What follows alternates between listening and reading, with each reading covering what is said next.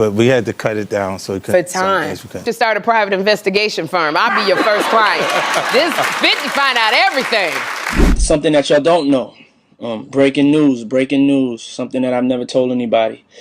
This is a secret. Something that, will probably be in my book. What's going on, Wilshire Fairfax? Fire department, come in. Yeah, we need a Wilshire Fairfax. What? Fairfax!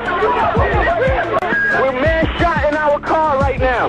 We're in the car right now. We're rolling to the house. Now, it was this documentary that claimed, which we know wasn't true. Yeah, check this out. We don't talk about things that are nonsense. We don't even entertain nonsense, my brother. Love that shit. I play that shit in my fucking sleep. I wake up to it and I brush my teeth to it.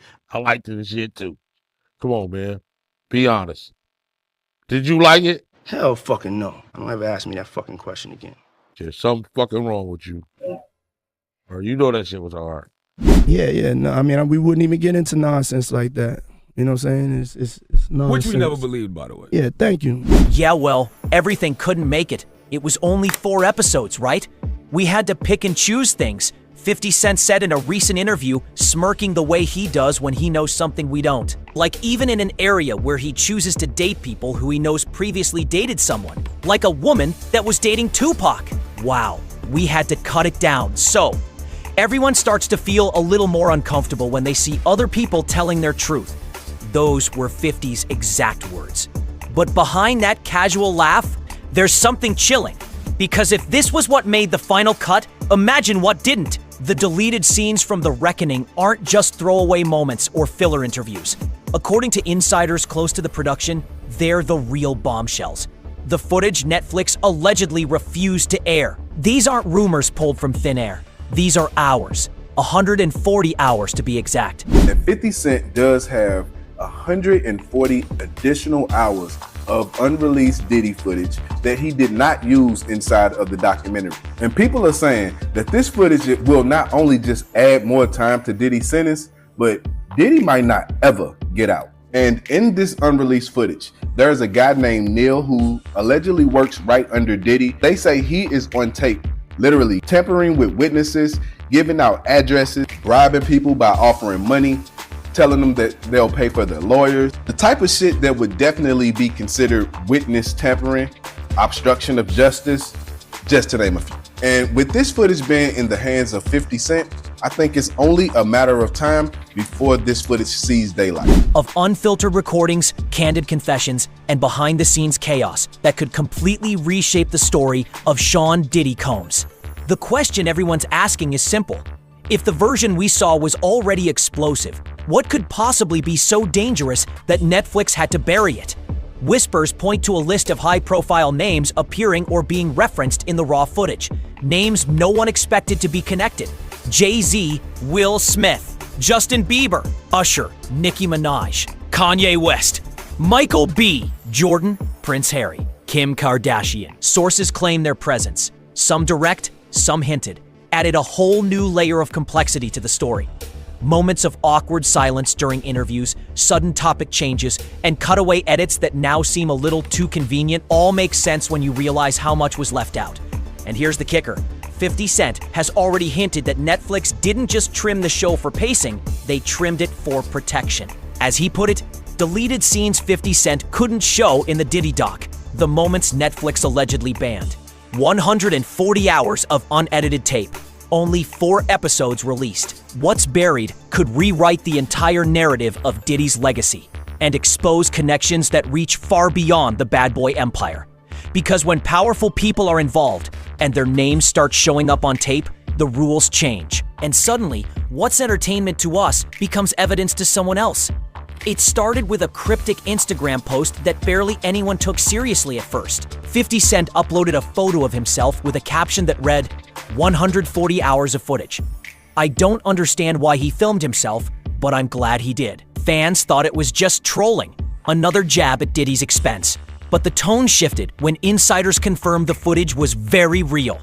We're talking about over 100 hours of private recordings, shot by Diddy himself, documenting his lifestyle, his inner circle, and his interactions with some of the biggest celebrities and executives in music and Hollywood. It wasn't just a vanity archive. According to crew members who allegedly worked on early cuts, the footage included everything from behind closed doors meetings and private parties to phone calls that should have never been recorded.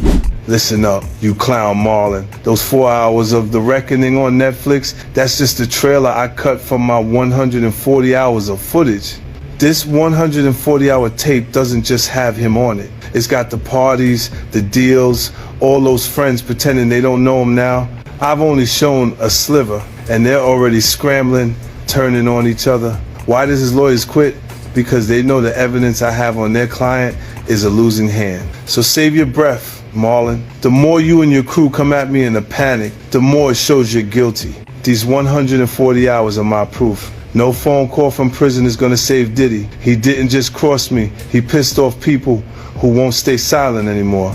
Even more disturbing, some clips reportedly show Diddy discussing ongoing legal matters while being filmed. That's where the theories began to spiral. Did Diddy record these moments as a kind of insurance policy to protect himself if things ever went south? Or was it something darker? An obsession with control, with owning every angle of the narrative, even his own downfall. Online, speculation runs wild. You didn't do anything wrong on any front, and you've come to New York to face things head on. If anyone's ever paying any attention to what you've actually been doing, you've handled this with complete honor. I don't think it's working. I listened. I've been a superb client, as you said. I jumped on the plane. I'm coming to New York, but I'm just running around waiting for a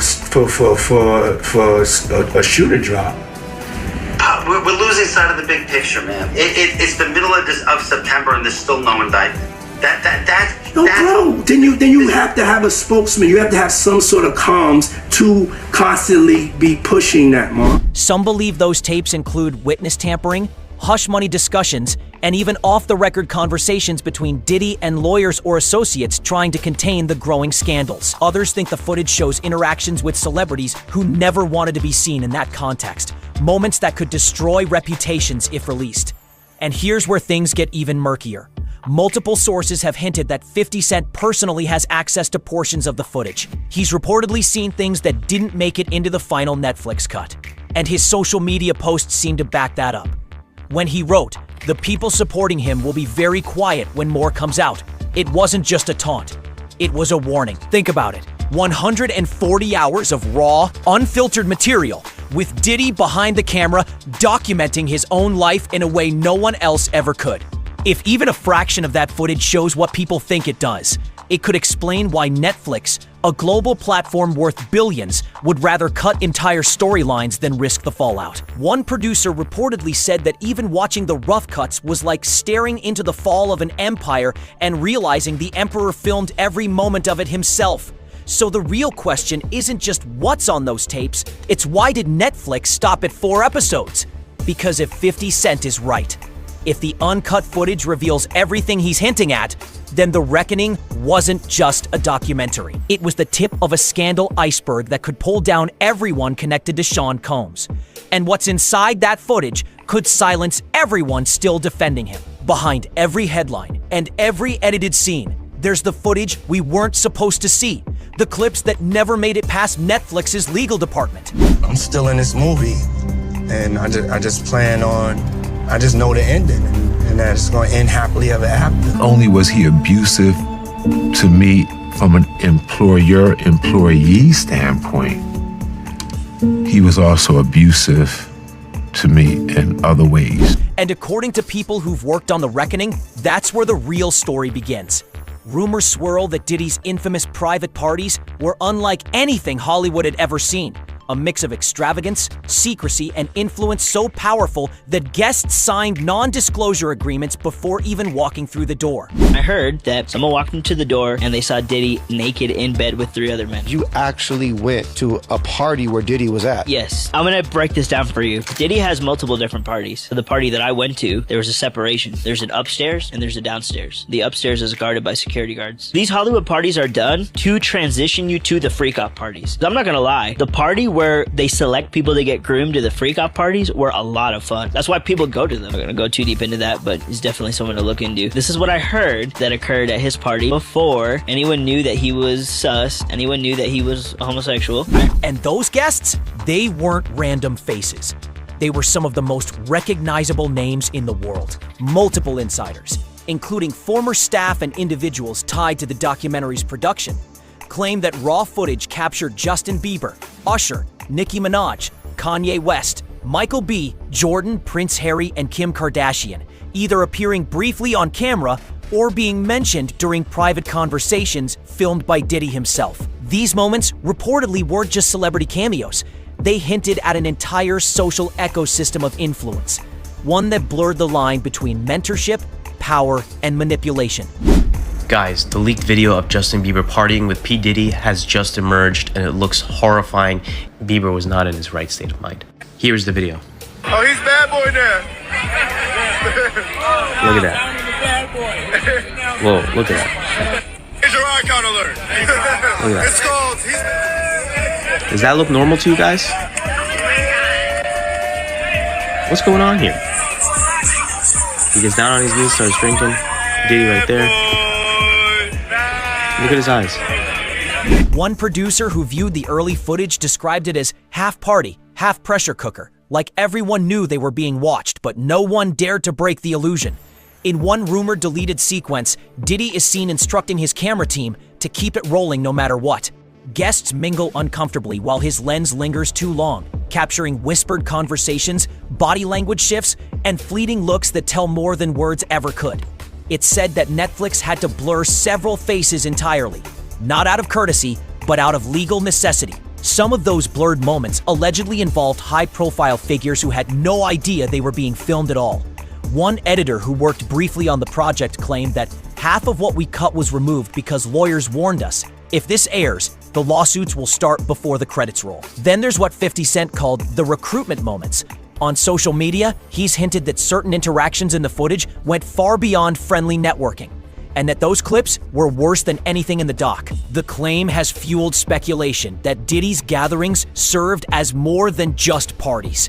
Some say they were opportunities for Diddy to test boundaries, leverage influence, and draw people deeper into his orbit. Allegedly, one of these deleted scenes shows Diddy coaching a younger artist on how to earn access, his tone caught somewhere between mentorship and manipulation. The exchange, though brief, reportedly made everyone in the editing bay uncomfortable. Like, we here to like try to raise money for these, mosquito bed nets. Shout out. That's a Christian. Can we get a shout out? Let's go. Let's go. Now you gotta dance like y'all. You gotta dance like y'all saw this video. Y'all ain't dancing like you. You gotta dance step. Who gotta dance step? Who gotta dance step? Come on.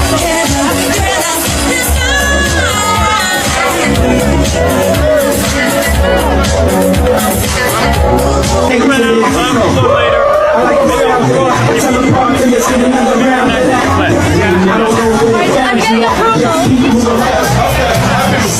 One source described it as surveillance style, raw, unfiltered, and way too real. Other clips, according to those same insiders, feature moments where Diddy discusses who to invite, who to exclude, and who can handle the lifestyle. The language he used reportedly sent chills down the spines of editors watching it back. Even more bizarre are reports that Diddy's camera crew filmed long stretches of party footage where nothing outwardly dramatic happened, just people relaxing, drinking, and talking. But the tension in the air was unmistakable. One staffer who reviewed the tape said it was like watching a room full of people pretending they didn't see the elephant sitting right next to them. Several of those ordinary moments have since become the stuff of online legend. Fans have dissected background figures, freeze-framed blurry silhouettes, and compared them to known celebrities who allegedly attended those events. The overlap is uncanny. And when 50 Cent reposted a still image of one of these clips on his Instagram story, it only added fuel to the fire. He didn't caption it with words, just a single emoji. The wide eyes. And the internet exploded. People started connecting dots.